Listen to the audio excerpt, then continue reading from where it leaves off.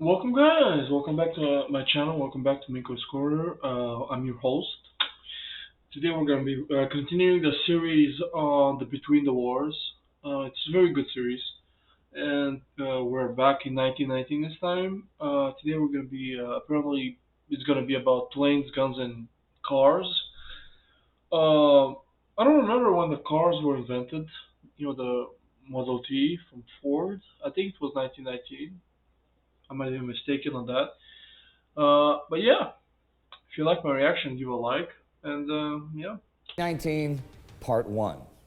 In 2018, there are still people alive who were born in 1919 or even earlier. And yet, this was such a different world that it almost defies imagination. Mass communication was only through printed newspapers. There wasn't even radio with sound. The majority of people alive hadn't ever seen, let alone sat, in a car. In January of 2018, more than 3.8 million commercial flights took to the skies. The same month, 99 years earlier, it was zero. Regular passenger airlines did not even exist yet. In 1919, though, all of those things were about to change, and change quickly.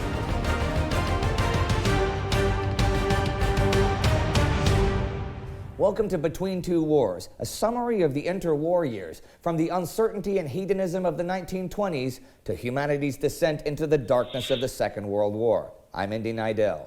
4 armistices ended World War I in the field last fall. But even as the killing subsided, the biggest pandemic in history, the Spanish flu, reached its zenith of infection, killing millions of more people than the war did all around the world. Despite the suffering, though, in France, in Great Britain, and in the US, everyone was breathing a sigh of relief.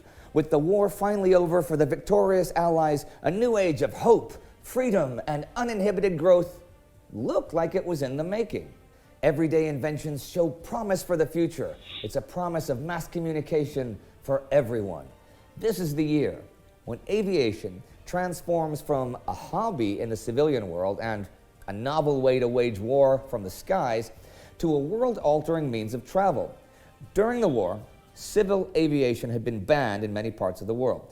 Military aviation, on the other hand, made fantastic developments, from the open single-engine planes made out of plywood, wire, and canvas, to solid structure metal planes with closed cockpits and crews of 10 people or more.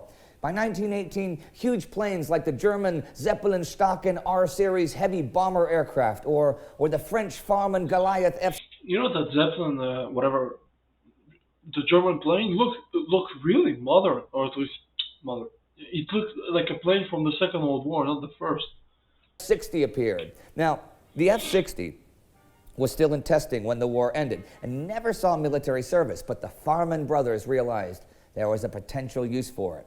On February 8th, 12 passengers take the first commercial flight between London and Paris. No way. This is a big promotion for Henry Farman's aviation company and the Goliath, No way. which now becomes... Listen. Whoever the first passengers are, they deserve accolades, medals. You will never catch me be the first in anything. The first, no. Maybe the 100th, okay? The first guy, dude. Imagine this plane crashed. Okay? The first. Yeah, the all first right. long-distance passenger airliner. In February, the ban on civil aviation was still in place, though. So all of the passengers were former military pilots in uniform carrying orders. But the ban is soon lifted, and the first regular international commercial route is opened by Farman March 22nd between Paris and Brussels, again with the Goliath F-60. Aviation is now the new frontier. From May 8th to May 27th, a Curtiss NC-4, a U.S. Navy flying boat commanded by Albert Reed, makes the first transatlantic flight from Rockaway Naval Air Station to Newfoundland, the Azores, then finally Lisbon.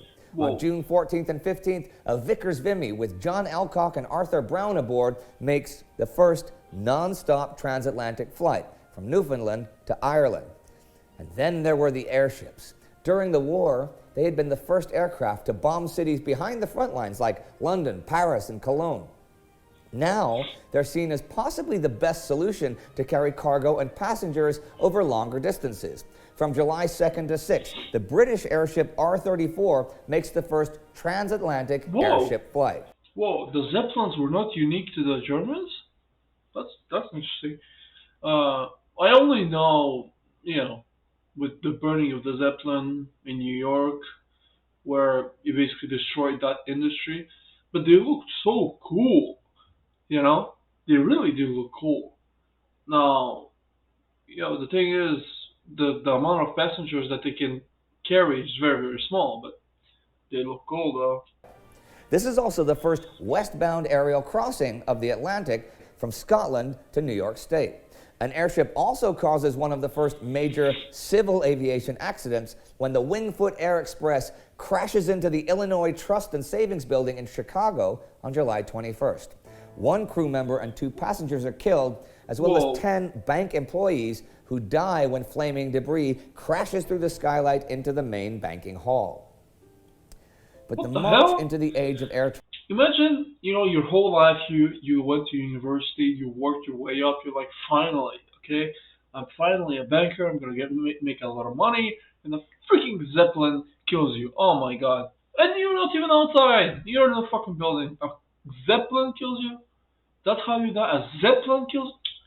travel is I'd be mad. unstoppable and You know? continues into the fall as KLM Royal Dutch Airlines is formed October 7th. Whoa. This makes KLM? KLM is formed in 1919, 1920? Whoa.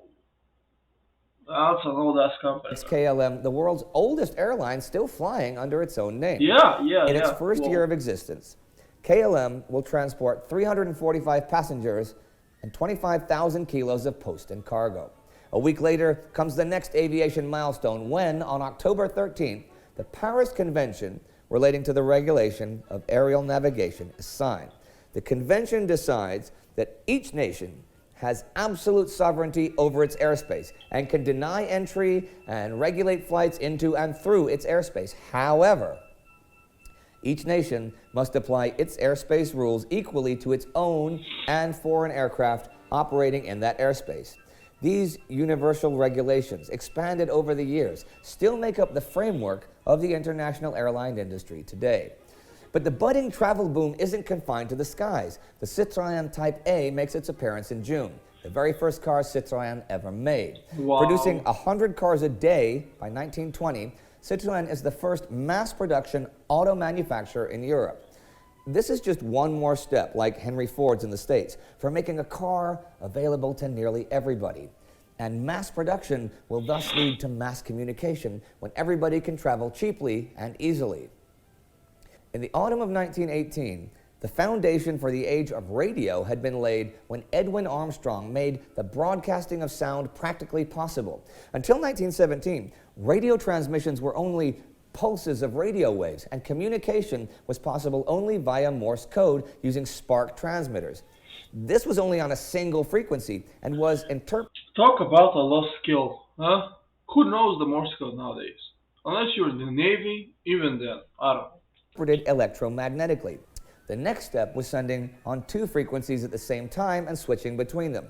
Now, this did not allow you to transmit voice, but it did allow the receiver to turn Morse code into beeps and buzzes, which you could listen to with headphones, which is a great advantage if you're being shelled during wartime. The first receiver that interpreted the switching frequencies as sound waves was the Heterodyne receiver, but it was very weak and not very versatile. So the quest began for the super Heterodyne receiver. The basic scheme for such circuits was patented in 1917 by Frenchman Lucien Levy for encoding messages during the war. Then, in December 1918, Armstrong patented his circuit, which significantly boosted signals and interpreted sound in the full range of human hearing. His super heterodyne circuit could be tuned by tuning a single knob, and radio as we know it was born. This year in 1919, the radio takes the next step on its way into the living rooms of the world. In early 1919, the British Marconi Company sends a combination desk and vacuum tube radio transmitter to the Canadian Marconi Company building in Montreal. This set is a 2-way radio telephone and also a long-distance transmitter. British Marconi has the idea that this war surplus set could be used in the Canadian paper industry for communication between mills and offices. So its early tests are point-to-point communication, with engineers repeating simple phrases and pausing to see if there were any answers coming. Thing is, the engineers got bored of the repetitive work and began playing gramophone records for their tests. This soon got the attention of local Yeah. amateur You radio know, enthusiasts. that's how you know that's true. They got bored. They're like 300 grams, 300 grams. Oh, Jesus Christ! Just play the music, man. Just play the music. That's how radio was born. Really? That's just interesting. I'm guessing this is where it's going. But Who enjoyed hearing the music better than the usual Morse code. This fall, Canadian Marconi formed Scientific Experimenter Limited to sell radio equipment to amateurs. And on December 1st, XWA in Montreal, the call letters used by Canadian Marconi, becomes the first public radio station in North America to go on the air. wow. It would be several more months, though, before any documented entertainment broadcasts to a general audience would happen. And even though the Great War is over, military technology continues to make leaps and bounds. On February 4th, Browning is awarded the patent for the M1919 30 caliber machine gun. Eventually, 5 million M1919s will be produced by the end of World War II. With its characteristic cheese grate cooling guard around the barrel, this iconic weapon continues to see action on the battlefields of the world to this day. What? Also this year, John Thompson finalizes the design for the Thompson Submachine Gun. All right. The Tommy. All right. So everybody was a narcissist. Everybody just gave up their names. My name. What's your name? Joe Thompson. You know what? I have a beautiful idea here. I mean, listen. The Thompson is it's especially with the round barrel. It's an iconic gun. Let's be honest here, especially with the mafia movies in the 20s, 30s. The Valentine's Day Massacre and all that, but Gun will gain infamy during the Prohibition era in the U.S., being used by gangsters and law enforcement alike. oh my They God. will be used by the U.S. military until past 1970, but are still used in other nations in 2018. At sea, we see one end result of wartime mass production when the German fleet is scuttled June 21st at Scapa Flow. 74 ships had been interned there since November, and the German Admiral von Reuter is worried that with a possible peace treaty being signed, his ships would be divided among the Allied powers. His skeleton crew manages to sink 52 of them. With peace came hope and innovation. Yeah, that the guy's just like, bitch, you're not taking my ships, and starts sinking his own ship. I mean, it's smart though. It's smart.